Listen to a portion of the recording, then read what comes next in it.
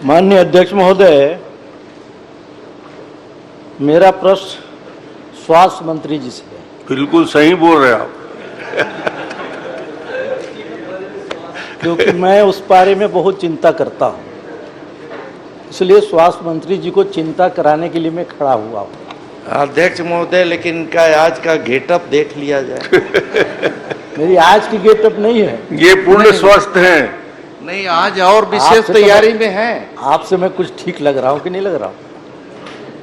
माननीय अध्यक्ष महोदय, मैं स्वास्थ्य मंत्री जी से पूछा हूं कि बैकुंठपुर जिला अस्पताल में कितने सेटअप हैं अस्पताल का। गेटअप के बाद सेटअप होता है ना, इसलिए पूछा हूं मैं कितने सेटअप हैं, क्या यदि हाँ तो कौन कौन से पद भरे हैं, कौन रिक्त हैं, उनकी क्षमता कितनी है, तथा वर्तमान में और किन किन पदों के स्टाफ की आवश्यकता है। विगत 2 वर्षों में कितने मरीज हॉस्पिटल में एडमिट किए गए तथा कितने मरीज अन्य अस्पतालों में भेजा गया। मैं ये मंत्री जी से पूछा हूँ।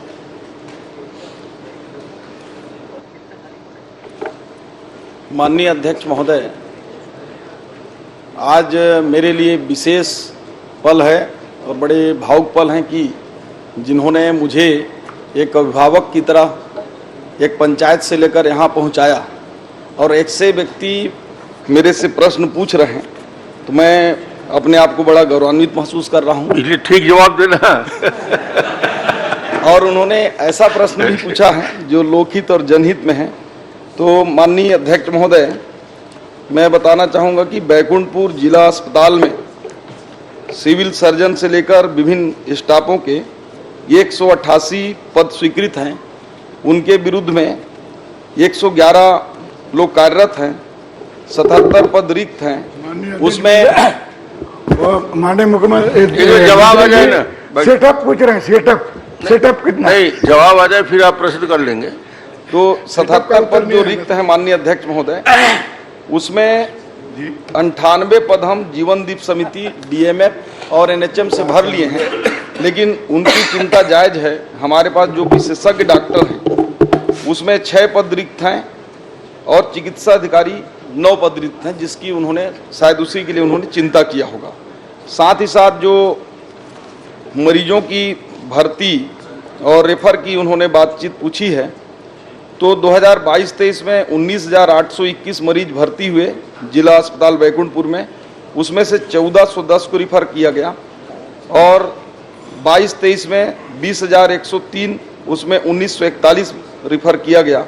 और अभी इस वित्तीय वर्ष में 5318 अप्रैल से लेकर जून तक में 5318 मरीज वहाँ पर आए, भर्ती हुए। उसमें 481 हम लोगों ने रिफ़र किया। औसतन 9 से 10% रिफ़र करना पड़ रहा है माननीय अध्यक्ष। चलिए ठीक। माननीय अध्यक्ष महोदय, मंत्री जी बोले कि 188 नहीं, 187 पद वहाँ का स्वीकृत है, 111 कार्यरत है और 76 रिक्त है। दूसरा है सिविल सर्जन 1 है, लेकिन वहाँ खाली है। तीसरा चिकित्सक प्रथम श्रेणी का 13 है, उसमें 7 भरा है और बाकी खाली है। चिकित्सक अधिकारी 25 हैं, जिसमें 16 भरा है, 9 खाली है। ये सब जो खाली हैं, इसी के चलते रेफर हो रहा है। ये सब डॉक्टर अगर रहते तो रेफर नहीं होता। आए दिन वहाँ जो रेफर हो रहा है, ये रेफर कब तक खत्म होगा, मैं आपसे जानना चाहता हूँ। माननीय अध्यक्ष महोदय, प्रदेश में विशेषज्ञ डॉक्टरों की कमी है और बैकुंठपुर जिला अस्पताल से मैं भी वाकिफ़ हूँ, चूँकि मेरे भी जिला में अभी तक जिला अस्पताल संचालित नहीं है। दोनों जिले का संयुक्त रूप से संचालित है। सिविल सर्जन आपको मैं 15 दिन के अंदर उपलब्ध करा दूंगा रेगुलर। साथ ही जो विशेषज्ञ चिकित्सक हैं, इनको भी 100% तो नहीं, लेकिन 6 में जो 2-3 बहुत ज़रूरी हैं, इनको 15 दिन के अंदर मुहैया करा देंगे। और साथ ही साथ 15 दिन के अंदर जो मेडिकल ऑफिसर की कमी है, उसको 100% भर दिया जाएगा। माननीय अध्यक्ष महोदय, श्याम बिहारी जी, माननीय मंत्री जी, जो घोषणा करते हैं उसको पूरा भी करना पड़ता है। मैं आपको ध्यान आकर्षित करवा रहा हूँ थोड़ा। माननीय अध्यक्ष महोदय, हमने विधानसभा में जो भी घोषणा की है, आप बताइए उसको नहीं पूरा किए होंगे। तो हमने बोला था पूरा वेयर हाउस के जितने भी प्रबंधक है सबको चेंज कर देंगे, हमने चेंज कर दिया पूरा, पता कर लीजिए। चलिए माननीय मंत्री जी, आपने सब बता दिया, सेटअप बता दिया और जो कमी है उसको ही बता दिया। लेकिन मैं आपसे निवेदन करना चाहता हूँ माननीय अध्यक्ष महोदय कि ये प्रथा जो चल रहा है वहाँ पर, जो डॉक्टर अपने घरों में मेडिकल दुकान लगा के रखे हैं, घरों में, ये कब तक समाप्त होगा? घर का दुकानदारी कब तक चलता रहेगा? इसीलिए आज जो है हॉस्पिटल में समय पे नहीं आते हैं, सेकेंड टाइम में तो आता ही नहीं कोई डॉक्टर, इसलिए आज वहाँ पे परेशानी हो रहा है। आए दिन जो भी बात होता है, सीधे पेट का दर्द है तो भी रेफर, हाथ टूट गया है तो भी रेफर, लड़का पैदा करना है तो भी रेफर।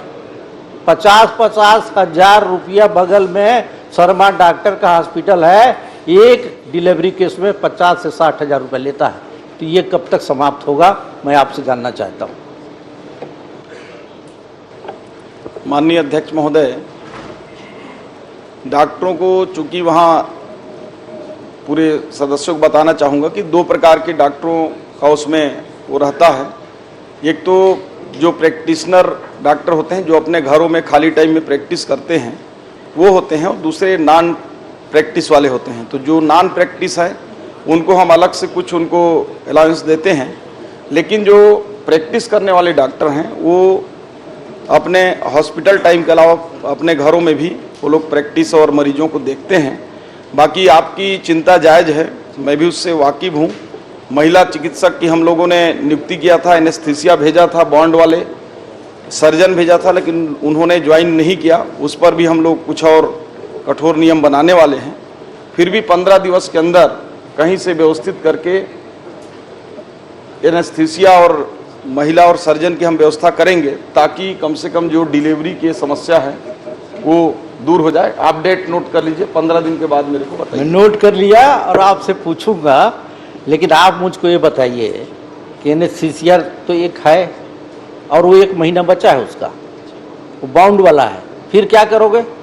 फिर एनेस्थीसिया नहीं रहेगा, गायनकोलॉजिस्ट है नहीं, सर्जन है नहीं, तो क्या होगा फिर हॉस्पिटल का? फिर रेफर रहेगा, वो बंद नहीं होना है। माननीय अध्यक्ष महोदय, मंत्री जी ने स्वीकार किया है कि वो उनके गुरु हैं, उनके चेले हैं। तो ये गुरु और चेले मिल के कोरिया जिले में बैठ के ये मामला सॉल्व नहीं कर सकते? छोटी छोटी सी बात। हाँ, यहाँ तक नहीं आना चाहिए।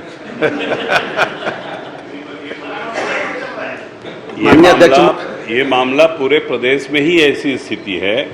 बॉन्ड की बात आप कर रहे हैं मंत्री जी, टी.एस. सिंहदेव साहब यहाँ थे, मैं वहाँ से बैठ के पूछा था कि बॉन्ड भरवा देते हैं, बड़े बड़े लोगों के बच्चे डॉक्टर बन जाते हैं सरकारी खर्चे में, वो पैसा पटा देते हैं। तो ये बॉन्ड वांड से तो कुछ हल होगा नहीं।